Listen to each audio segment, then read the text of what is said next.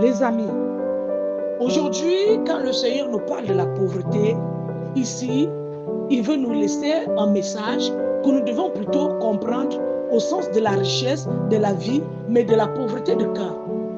Heureux les pauvres, car le royaume des cieux est à vous. Cela ne veut pas dire que comme le royaume des cieux est à nous, nous sommes déjà bons chrétiens, nous ne devons plus travailler pour ne plus avoir faim. Nous devons demeurer dans la pauvreté. Car les pauvres aussi pêchent. Le pauvre pêche, il fait du mal. Il ne faudrait pas dire, comme je suis pauvre, je vais faire du mal à mon prochain parce que je suis pauvre. Le Seigneur ne va pas accorder cela. Parce qu'il n'est pas écrit, quand tu es pauvre, fais du mal au cru, jamais. Ou à ton frère.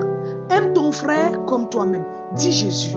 Ici, le Christ fait référence à la pauvreté de cœur. Et il est important ici que nous devons comprendre qu'un riche peut être pauvre s'il est pauvre de cœur. À la manière dont il agit, à la manière dont il se démène, à la manière dont il a peur aux autres. Un riche peut être aussi lâche, à la manière aussi dont il agit, les amis. Et le Christ continue en disant, heureux vous qui avez faim, parce que vous serez rassasiés. Ici, quand il parle d'être rassasié, il ne parle pas de la nourriture. Il parle des hommes pauvres qui n'ont pas la capacité de faire du mal aux crues. Et ici, ils doivent savoir que la récompense est grande pour eux, la récompense de la connaissance. Ce n'est pas la récompense de ceci, tu vas être rassasié de ta maison. Le pauvre ici, le vrai pauvre, qui s'estime pauvre, ne se voit pas dans la pauvreté, il se voit plutôt dans la joie parce qu'il sait que sa destinée a été construite ainsi.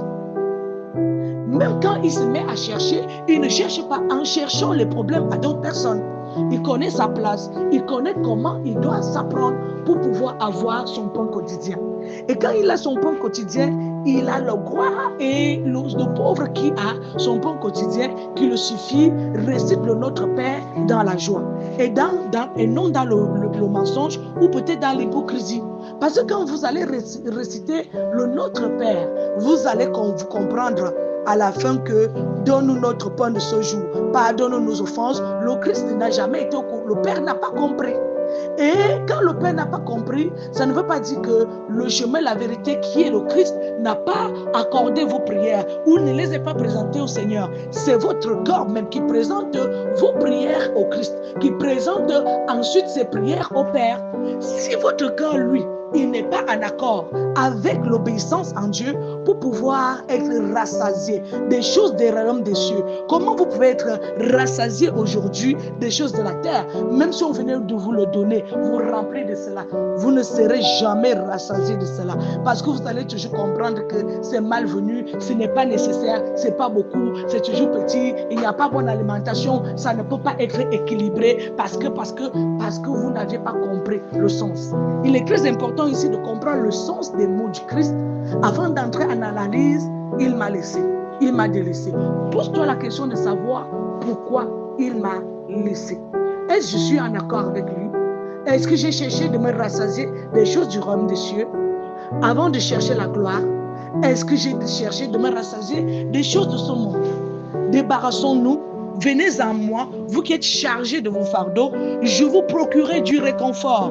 Mon joug est facile. Donc nous devons comprendre que quand nous portons nous-mêmes nos propres fardeaux pour les amener vers le Christ et ensuite rentrer avec cela sans toutefois déposer nos fardeaux au Christ, nous faisons du tort à nous-mêmes. Nous nous faisons du mal dans les amours. Ici, nous devons comprendre le sens de la pauvreté du cœur, le sens d'être rassasié, le sens des mots et des paraboles du Christ, au sens réel qui est juste est souffre pour avoir, travaille pour avoir et estime-toi heureux si tu es pauvre parce que ton cœur il appartient au Christ.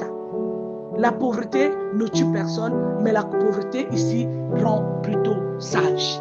Donc, toi qui restes à la maison et tu te dis, je ne vais pas aller travailler parce que j'attends que le Seigneur va me récompenser, il va me donner. Tu fais erreur. Il n'y a rien qui est pour toi là-bas. Il faut sortir, il faut chercher, il faut réfléchir, il faut travailler et garder ta pauvreté de cœur et non du corps.